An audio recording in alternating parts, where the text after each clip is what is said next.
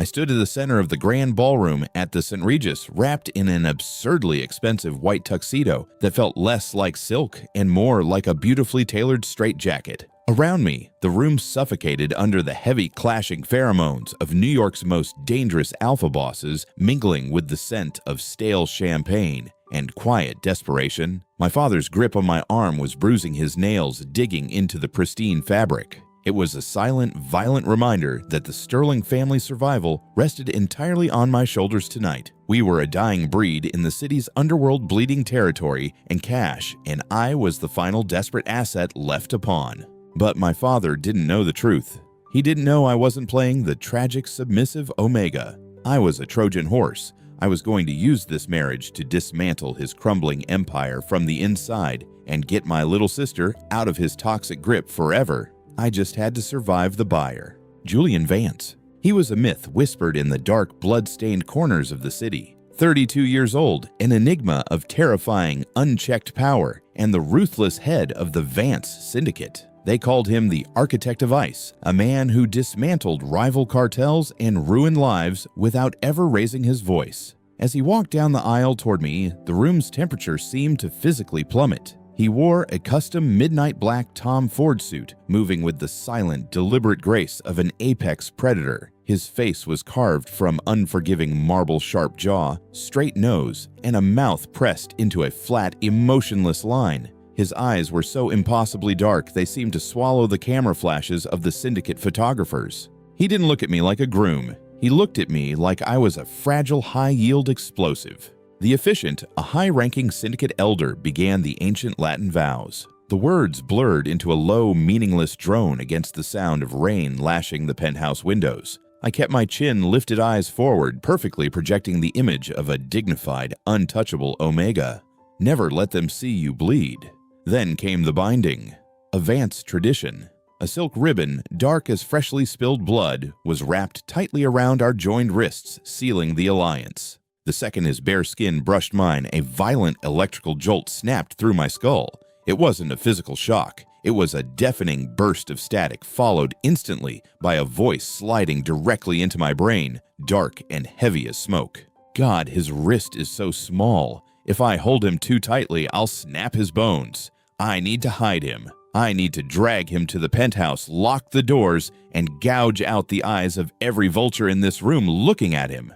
I froze my pulse, spiking into a frantic rhythm. The voice was deep, ragged, and vibrating with a terrifying level of possessive desperation. But Julian's lips hadn't moved. His face remained a flawless, icy mask as he stared at the priest. Breathe, Julian. Control the voice in my head continued frantic and unraveling. If you look at him too long, you'll terrify him. He's trembling. God, I'm terrifying him. Don't let the enigma out. Just look at the damn wall. My breath hitched. I wasn't losing my mind. I was hearing him. I was listening to the Architect of Ice having a catastrophic internal meltdown over the circumference of my wrist. A hysterical, dark bubble of amusement rose in my chest, cutting through my carefully constructed walls. I couldn't stop the thought that immediately fired back through my own mind like a sniper's bullet. Is this walking refrigerator seriously having a panic attack right now? I thought, staring straight ahead. How much hair gel did he even use to get that ridiculous slicked back look? He's trying so hard to look like a mob boss, it's almost tragic. Beside me, Julian's jaw locked with a sudden audible click. His broad shoulders stiffened imperceptibly. The warm hand holding mine twitched, his pulse suddenly hammering against my skin.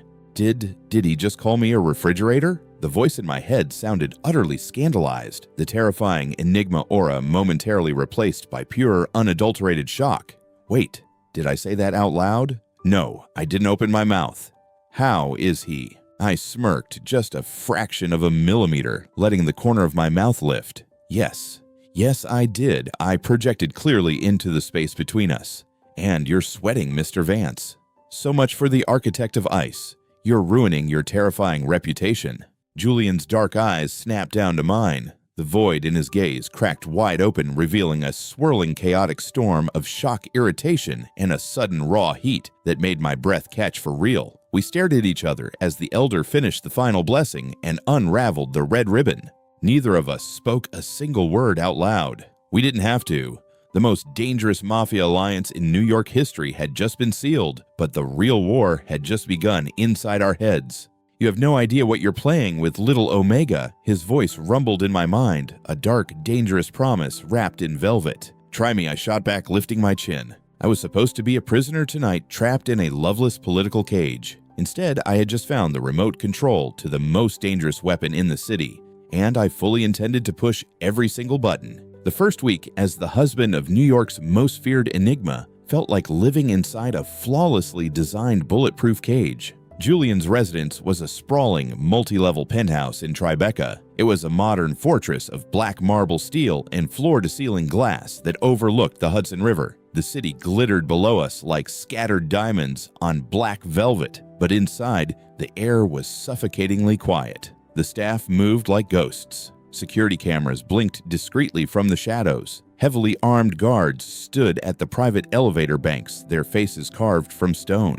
Julian had established the rules immediately. No leaving the penthouse without a security detail. No unapproved visitors. No answering the private lines. I was given my own suite on the east wing, a massive room with silk sheets the color of moonlight, and a closet filled with designer clothes I hadn't chosen. Outwardly, Julian treated me exactly as a mob boss treats a political hostage. We were shadows passing in the hallways. He left before dawn in a fleet of black SUVs and returned long after midnight. When our paths did cross in the sprawling dining room or the marble foyer, his demeanor was immaculate and freezing. "Good morning, Arthur," he would say, adjusting his cuffs without looking at me. "Good evening, Julian," I would reply, stirring my coffee. That was the physical reality. The mental reality, however, was a war zone. The telepathic link we had discovered at the altar hadn't faded.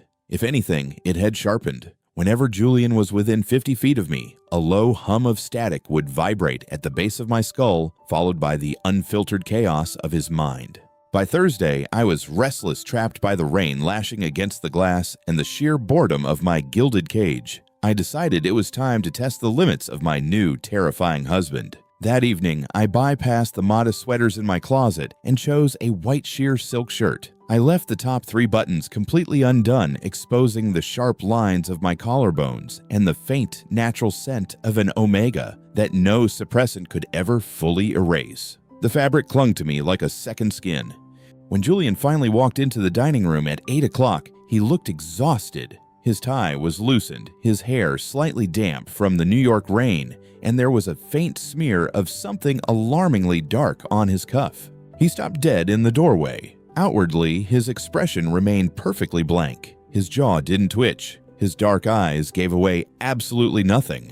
But inside my head, the frequency exploded. Jesus Christ. The voice was rough, breathless, and completely unhinged. That shirt should be illegal. I can see the shadow of his skin. He's doing this on purpose. He has to be.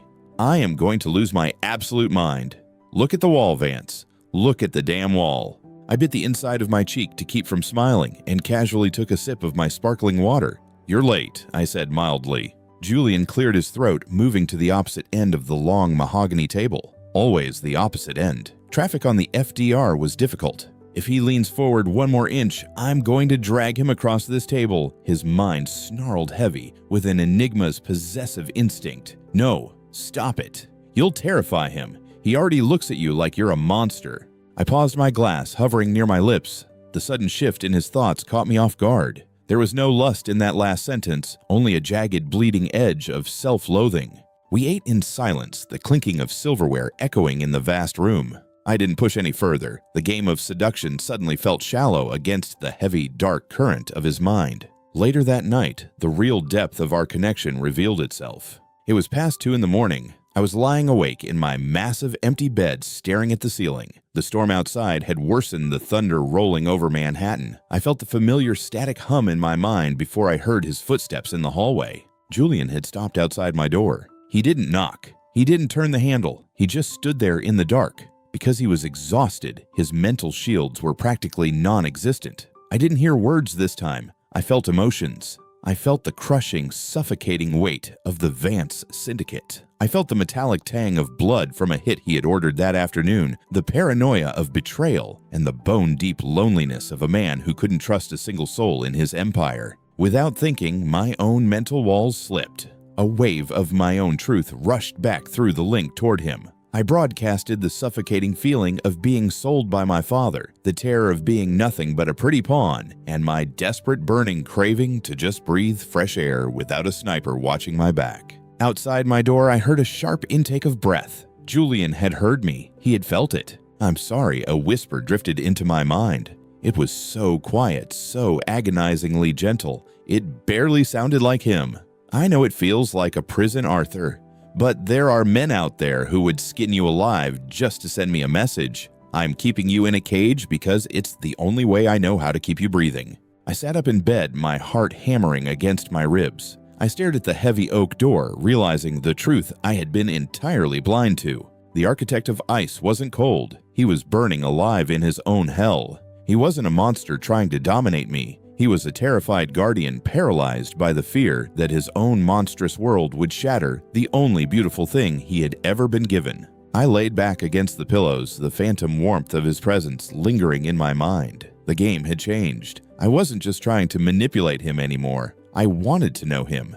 The annual Lotus Charity Gala was held in the grand ballroom of the Plaza Hotel, a dazzling gilded neutral ground where New York's most vicious syndicate bosses pretended to be civilized philanthropists. Beneath the crystal chandeliers and the scent of $1,000 champagne, the room was a minefield of fragile egos and suppressed alpha pheromones. I wore midnight blue velvet tailored so sharply it felt like armor, with a silk shirt unbuttoned just enough to catch the light. Julian, as always, was a shadow made flesh. A black tuxedo, a black silk tie, and an expression so utterly devoid of warmth that people physically parted to let him through. Outwardly, we were the untouchable power couple of the underworld. Inwardly, the telepathic frequency between us was humming with a low, relentless tension. "He's looking at the exits," I noted mentally, taking a sip of my martini, paranoid as ever. "I'm looking at the 3 Thorn Syndicate lieutenants who haven't taken their eyes off your waist since we walked in." Julian's voice snapped back through the link tight and irritated. "Keep your glass in your left hand.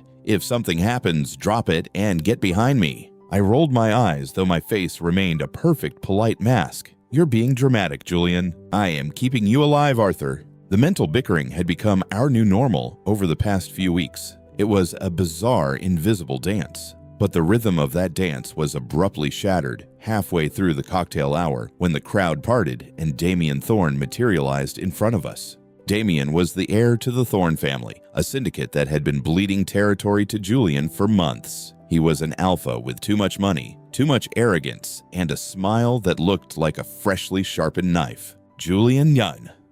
Damien drawled his gaze, sliding past my husband and locking directly onto me.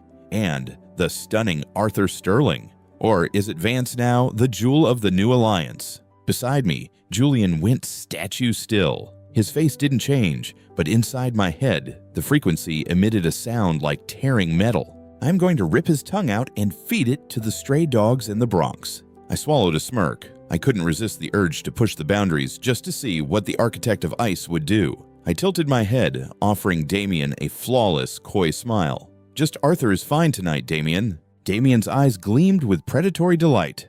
"The orchestra is starting a waltz, Arthur. May I have this dance for charity, of course." The air around us plummeted in temperature. I glanced at Julian. Externally, he offered a slow, indifferent nod. If my husband wishes to dance, he is free to do so. "Say no." Julian's mind roared a sudden violent demand that made my breath hitch. "Arthur, swear to God, if you take his hand, I will burn this hotel to the ground." "Watch me." I projected back, a thrill of adrenaline spiking in my chest. I placed my hand in Damien's, and the second our skin made contact, Julian's mental walls collapsed entirely. As Damien led me onto the polished marble dance floor, the classical music was instantly drowned out by the chaotic, terrifying symphony of Julian's mind. It wasn't just words anymore, it was a sensory overload of pure enigma possessiveness. I could feel the phantom heat of Julian's phantom grip on my throat. I could see flashes of dark alleys, blood pooling on concrete, and Damien's smug face caved in. Damien pulled me closer, his hand settling low on my back. Too low.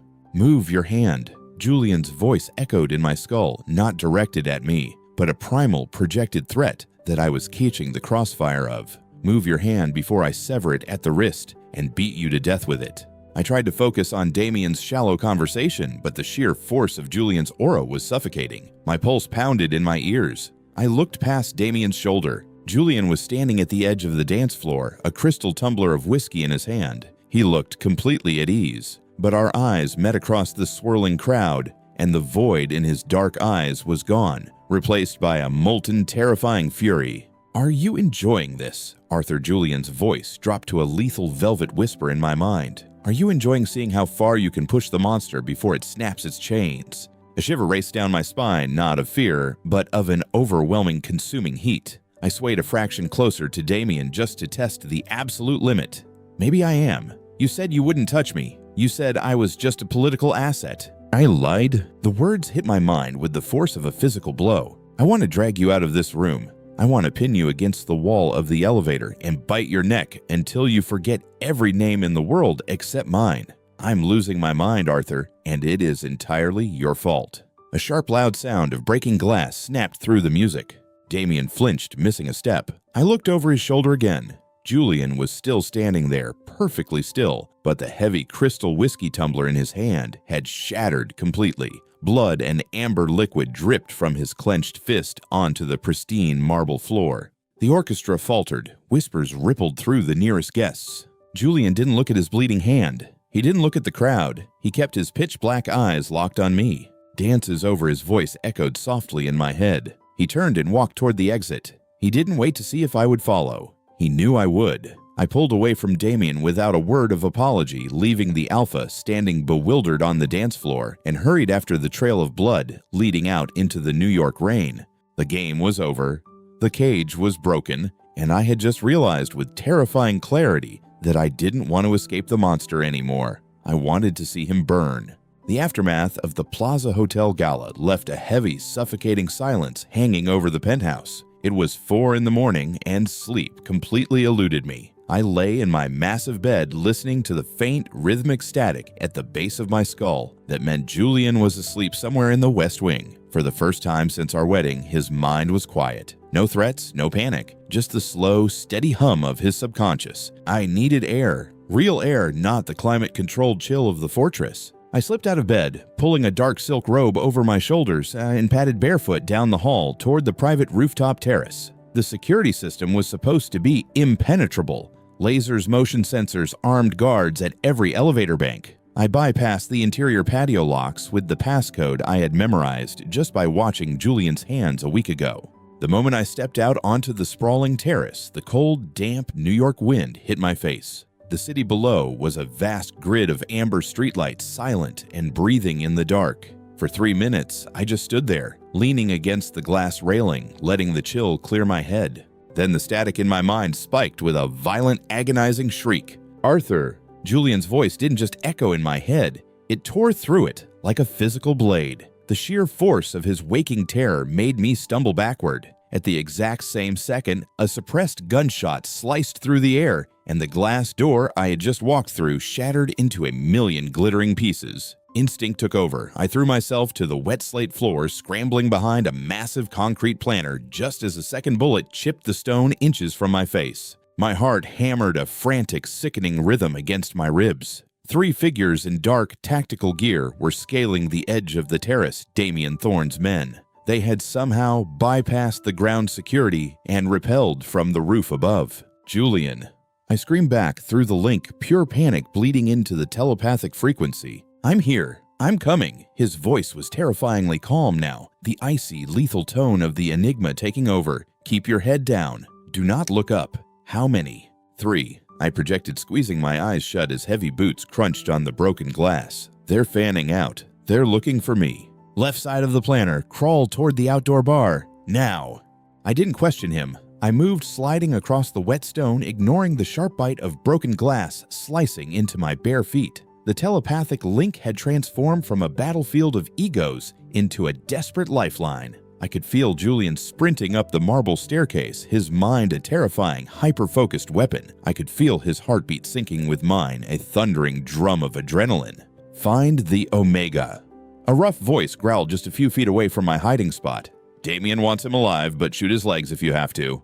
I bit down hard on my wrist to keep from making a sound, pressing my back against the outdoor bar counter. "Stop moving," Julian ordered. The command was sharp enough to freeze my blood. "Cover your ears. Open your mouth." I clamped my hands over my ears. The heavy mahogany doors leading to the terrace didn't just open, they were kicked off their hinges with explosive force. I didn't see what happened next, but I felt it. The air pressure dropped violently. The heavy, suffocating scent of Julian's Enigma pheromones flooded the terrace so intense and primal it made my lungs burn. Gunfire erupted loud, chaotic, and entirely one-sided. I felt Julian's movements through the link cold, precise, merciless. Every trigger pull was accompanied by a flash of white-hot rage in my mind. He wasn't just neutralizing threats, he was erasing them for daring to step into my proximity. It was over in less than 10 seconds. Silence fell, broken only by the sound of the rain and the dull sound of a body hitting the wooden deck. Arthur.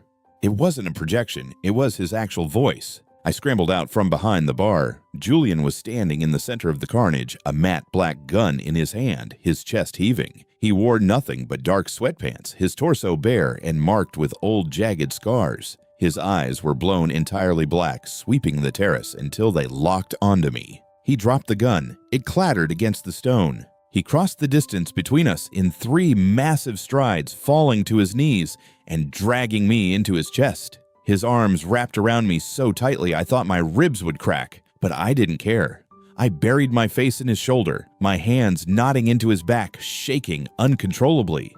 No words were spoken. They didn't need to be. Our minds had crashed together and the walls were entirely gone. I felt the full, devastating weight of his soul. There was no architect of ice here. There was only a man drowning in absolute terror. I almost lost him. His mind repeated a fractured, broken loop of agony. I almost lost him. God, he's bleeding. His feet are bleeding. I squeezed my eyes shut, trying to project warmth, trying to ground him. I'm okay, Julian, I'm right here. I'm alive. He pulled back just enough to look at my face, his large blood-stained hands trembling as he cupped my cheeks. His thumbs brushed over my cheekbones, wiping away the rain. In his mind, a single absolute vow solidified, echoing through my very bones. I don't care about the territory. I don't care about the syndicate. Just live, Arthur. As long as you breathe, you can have whatever you want, even if you want to leave me. Just live. My breath hitched. I stared into his dark, desperate eyes, the rain plastering his dark hair to his forehead. He meant it. New York's most ruthless kingmaker was ready to burn his own empire to the ground and let me walk away just to keep my heart beating. I reached up, covering his trembling hand with my own. I'm not going anywhere, I whispered directly into his mind, my voice steady for the first time tonight. I'm staying right here. Julian closed his eyes, pressing his forehead against mine and letting out a shaky, jagged breath. The cage was completely gone. We were just 2 men kneeling in the rain, surrounded by the wreckage of our old lives, finally realizing we belonged exactly where we were. The drive to the Brooklyn Navy Yard took exactly 42 minutes. We sat in the back of the Maybach in suffocating silence, separated by an ocean of leather and unsaid words. The rain had returned, a relentless New York downpour that smeared the streetlights into long, bleeding streaks of yellow and red against the tinted glass. Julian's mind was a fortress again, but this time it wasn't the calm, impenetrable wall of the architect of ice. It was the heavy, jagged barricade of a man preparing for his own execution. He was going to show me the truth. He was going to pry my eyes open and force me to look at the blood that paved the foundation of the Vance Empire. I knew exactly what he was doing. The terrace had stripped away his control, revealing the terrified, vulnerable man underneath. Now he was desperate to reconstruct the monster. He wanted to terrify me into leaving before I had the chance to realize I wanted to stay. The SUV pulled into a massive abandoned warehouse near the water. The air inside smelled intensely of rust diesel fuel and raw human fear. 3 men knelt in the center of the cracked concrete floor. They were the mercenaries from the terrace. Their tactical gear had been stripped away, leaving them in bloodied undershirts. Their hands were zip-tied to heavy steel chairs, their faces bruised beyond recognition by Julian's lieutenants. Julian stepped out of the shadows. He had changed back into a pristine black suit, a terrifying picture of immaculate control amidst the filth of the warehouse. He didn't yell. He didn't gloat. The sheer density of his Enigma pheromones flooded the cavernous space so heavy and oppressive that the kneeling men physically choked on it. I stood 10 feet behind him, flanked by 2 silent guards. "You thought you could bypass my perimeter," Julian said. His voice was a flat, dead calm that sent a shiver straight down my spine. "You thought you could step onto my terrace. You thought you could aim a weapon at my husband." One of the men coughed a wet rattling sound. Thorn is going to..." Julian didn't let him finish. He didn't even draw a weapon. He gave a microscopic nod to the lieutenant standing in the periphery. What happened next was swift, brutally efficient, and utterly merciless. I didn't close my eyes. I didn't flinch. I kept my gaze locked on the rigid line of Julian's broad shoulders as the echo of the gunshots faded into the sound of the rain hammering against the tin roof. Slowly, Julian turned around to face me. His dark eyes were empty voids. His face was a mask of beautifully carved ice. But the second his eyes met mine, the telepathic frequency between us tore open with the force of a hurricane. "Look at me." The voice in my head was a jagged, bleeding roar of self-hatred. "Look at what I am, Arthur. I am not the man holding you in the rain. I am this. I am the architect of ice. I ruin people. I kill them in dark rooms, and I don't lose a second of sleep over it. You are a beautiful, flawless thing, and I am going to rot you from the inside out if you stay with me." He took a slow step toward me, stopping just out of arm's reach. He was waiting for it. He was waiting for my face to twist in disgust. He was waiting for the scent of my omega pheromones to turn sour with pure, unadulterated terror. He was begging for it because rejecting me now was easier than surviving the pain of me leaving him later. "Are you afraid of me now, Arthur?" he asked aloud, his voice dropping to a lethal quiet register. I looked at the bodies. Then I looked back at the most dangerous man in New York City. "Run," his mind whispered the roar, fading into a devastating, exhausted plea. "Please, run away from me while I still have the strength to let you go." I took a breath, letting the damp, metallic air fill my lungs. I didn't step back. I stepped forward. My guards tensed, but Julian raised a single finger, freezing them in place. I closed the distance between us until my dress shoes brushed the tips of his. I tilted my head up to meet his pitch-black gaze. "No," I answered aloud. Julian's jaw locked. A muscle ticked violently in his cheek. Why not his mind demanded fracturing under the weight of his own confusion?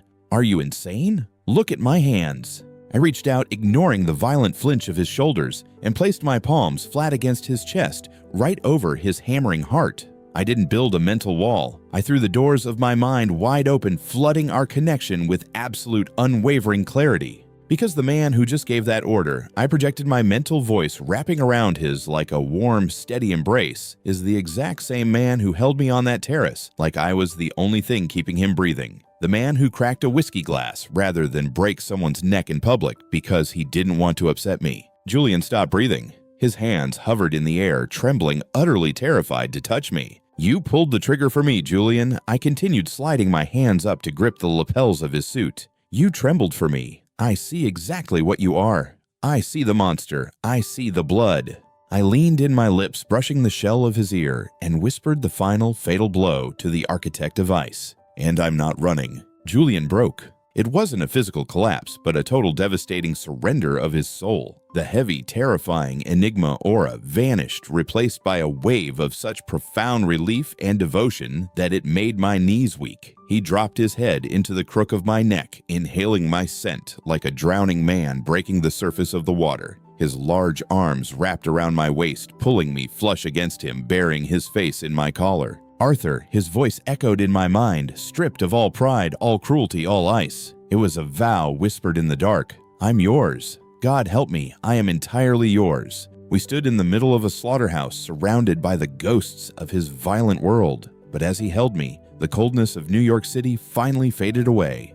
The cage was completely gone. I wasn't the hostage anymore. I was the keeper. December buried New York City under a thick, silencing blanket of snow. Outside, the floor-to-ceiling windows of the penthouse Manhattan was a frozen, glittering grid of amber and white. But inside, the bitter cold couldn't reach us. The war with the Thorn Syndicate had effectively ended in the blood-soaked concrete of the Navy Yard. Damien's lieutenants had scattered, surrendering their assets and vanishing into the shadows of neighboring cities. The alliance between my father's crumbling empire and Julian's untouchable syndicate was no longer a fragile political treaty. It held because no one in their right mind dared to test the architect of ice after he had leveled half of Brooklyn to protect his husband. But the most profound shift hadn't happened in the streets, it had happened in our minds. Julian had kept his promise. The telepathic walls were entirely dismantled. I no longer had to push him or play dangerous games to hear his thoughts. The link between us had softened into a steady, comforting hum at the base of my skull. When he sat across from me in his study reviewing ledgers, I would feel the quiet warmth of his affection bleeding into my mind. When I painted in the sunroom, I would catch glimpses of myself through his eyes, reverent, awestruck observations that made my chest tighten with a love I had never expected to feel. He was no longer my warden, and the penthouse was no longer a cage. But as the deep winter settled in, a new, unforeseen complication hijacked our telepathic frequency. It started on a Tuesday evening. I was sitting on the velvet sofa in the library reading a novel I had barely paid attention to when my core temperature suddenly spiked. A heavy, dizzying heat settled low in my abdomen, causing my breath to catch in my throat. At the exact same moment, the air in the room became terrifyingly thick. I looked up.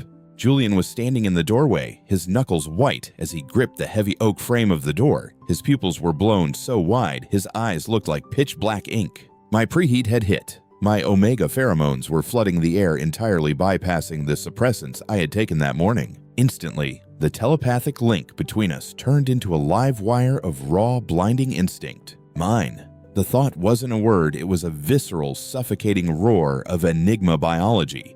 Pin him down. Bite him. Claim him so deeply that the scent of my blood stays on his skin for the rest of his life. Julian slammed his eyes shut, his broad chest heaving as he fought a violent, desperate war against his own genetics. He was terrified of hurting me, terrified of forcing a bond that I hadn't explicitly asked for. Arthur. Julian choked out aloud, his voice rough and completely unrecognizable. I need to go to the safe room. I'm going to lock myself in. Tell the guards not to open it no matter what I say. He turned on his heel to flee, determined to isolate himself rather than let his instincts override his respect for me. Stop, I commanded. He froze in the hallway, his shoulders trembling under the bespoke fabric of his shirt. I set my book down and stood up. My legs felt weak from the sudden surge of heat, a deep ache spreading through my limbs, but my mind was crystal clear. I walked across the library, the scent of his Enigma Aura Cedar Ozone and dark spice making my pulse pound a frantic rhythm against my throat. I didn't stop until my chest brushed his back. I wrapped my arms around his waist, pressing my face between his shoulder blades. Don't run away from me. I projected my mental voice, slipping past his chaotic instincts, calm and absolute. I don't want you to lock yourself away. I want you right here. Julian groaned aloud, a broken, desperate sound that vibrated against my cheek. Arthur, you don't understand. If I stay, I won't be able to stop. The Enigma, it wants to mark you. It wants to own you completely. And I promised I would never force you into a cage again. You aren't forcing me. I stepped in front of him, reaching up to cup his sharp jaw. His skin was burning, mirroring the fever rushing through my own veins. I looked directly into his wild, desperate eyes. The marking of an omega by an enigma was the ultimate surrender. It was permanent. In our world, political spouses almost never marked each other. It was a vulnerability no syndicate boss could afford, tying their life force and sanity to another person forever. I want it, I said softly, my voice barely a whisper in the quiet library. But not because of the heat, not because your instincts are screaming for it. I want it because I choose you. I choose the monster. I choose the man. Julian stared at me, his breath hitching. The chaotic storm in his mind suddenly fractured, melting into a wave of profound, devastating awe. He didn't take me to the bedroom. Without a word, he lifted me into his arms and carried me up the spiral glass staircase to the penthouse's rooftop conservatory. It was a massive, climate-controlled glass dome filled with blooming white orchids hovering high above the falling snow of New York City. The contrast was breathtaking, a warm, fragrant sanctuary suspended in the dead of winter. We knelt facing each other on the soft, heated stone floor at the center of the room. There were no priests tonight, no syndicate elders to bear witness, no blood-red ribbons binding our wrists. Just us, the glass walls, and the silent storm raging outside. Julian's hands were remarkably gentle as he unbuttoned the collar of my silk shirt, pushing the fabric off my shoulders to bare my neck to the cool air. His thumbs stroked my collarbones, mapping my skin with agonizingly slow devotion.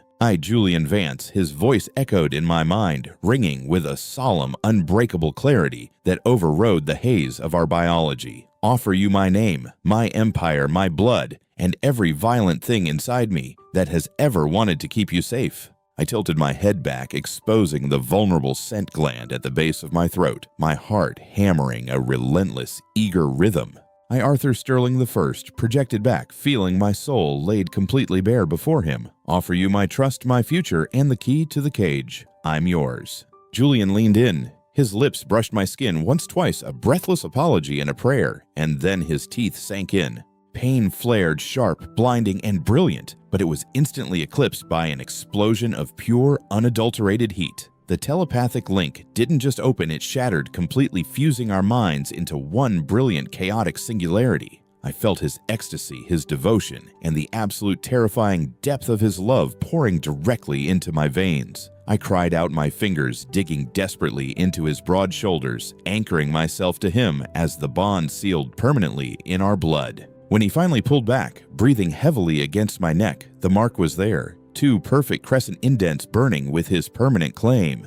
Julian pressed a tender, lingering kiss over the wound. He gathered me into his lap, wrapping his massive arms around me, shielding me from the rest of the world. I buried my face in his chest, listening to the steady, thundering beat of his heart. No more cages, I murmured lazily in his mind, the exhaustion of the bond and the heat pulling me into a safe, heavy sleep. Julian rested his chin on the top of my head, his thoughts a warm, golden blanket wrapping around my consciousness. No more cages, just us. 6 months later, the New York underworld had learned a very specific, unbreakable rule. You do not look directly at Arthur Vance, and you absolutely never question his authority. Spring had thawed the city, washing away the bitter winter and the lingering bloodstains of the Thorn Syndicate's collapse. The Empire had expanded, the territory lines redrawn, and the Vance name now cast a shadow over all 5 boroughs. But the most terrifying rumor circulating among the surviving capos and rival bosses wasn't about the architect of ICE's ruthlessness.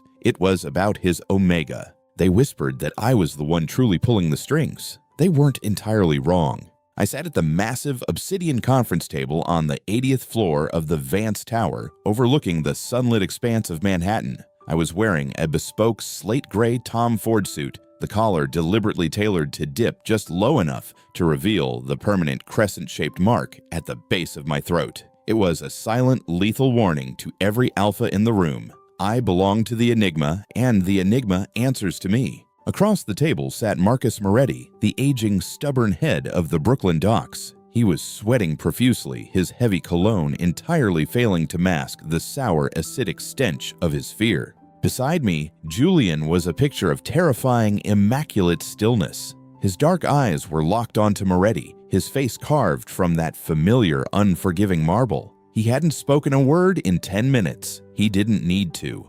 The sheer, crushing weight of his Enigma aura was doing the negotiating for him.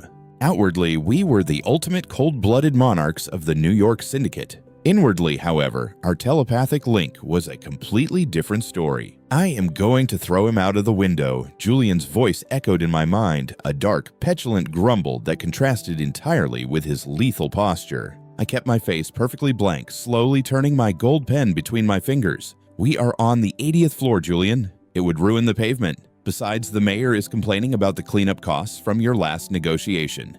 He keeps staring at your neck, Arthur. I am going to gouge his eyes out with that gold pen you're holding, and then I am going to throw him out of the window. Focus on the shipping routes, darling. I projected back smoothly, sending a wave of calming, affectionate amusement through our bond. And stop glaring at him. You're giving the poor man a heart attack. Also, I want Thai food for dinner. The place in Queens. Julian's broad shoulders shifted an inch. Thai food. Fine. But I get to shoot his bodyguard. No shooting before dinner. We agreed on this. Moretti cleared his throat, his hands trembling as he pushed a heavily redacted ledger across the table. Mr. Vance, Julian, we are offering 20% of the Eastern Seaboard imports. It's a generous cut. My family has held those docks for 3 generations. Julian didn't look at the ledger. He didn't even blink. Instead, I leaned forward, resting my elbows on the dark glass. The room instantly fell so quiet, you could hear the hum of the air conditioning. 20%. I repeated aloud, my voice soft, polite, and dripping with absolute authority. Marcus, your organization lost 3 shipments to the feds last month. Your security is porous, your lieutenants are incompetent, and you are bleeding capital. We aren't here to negotiate a minority stake." Moretti swallowed hard, his eyes darting to Julian for salvation. "With all due respect, Mr. Sterling."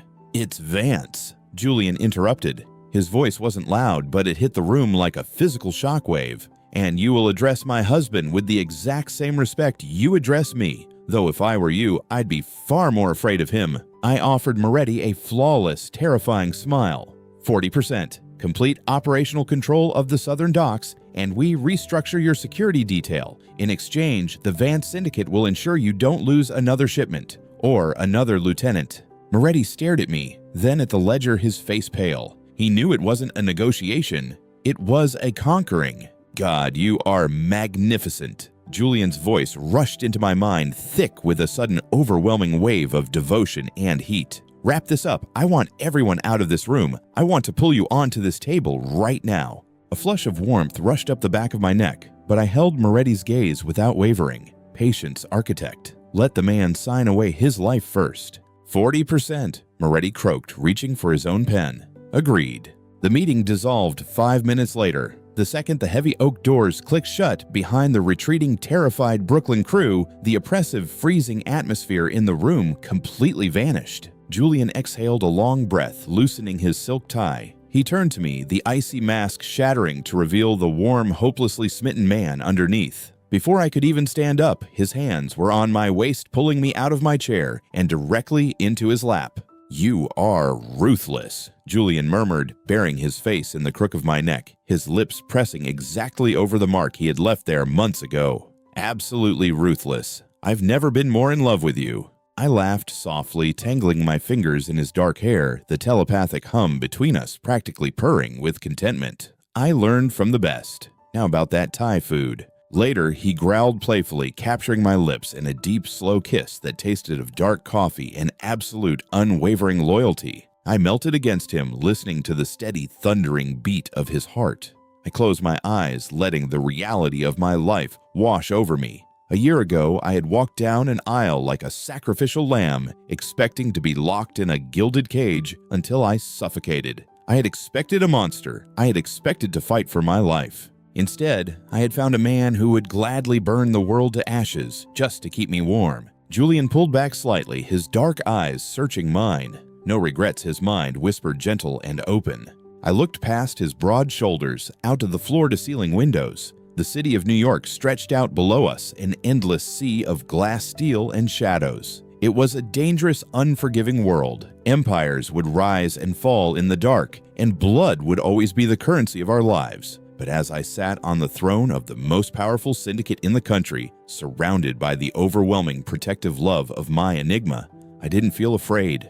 I felt untouchable. None, I projected back, smiling as I pulled him in for another kiss. "The cage is gone, Julian. It's just us now. And we own the world."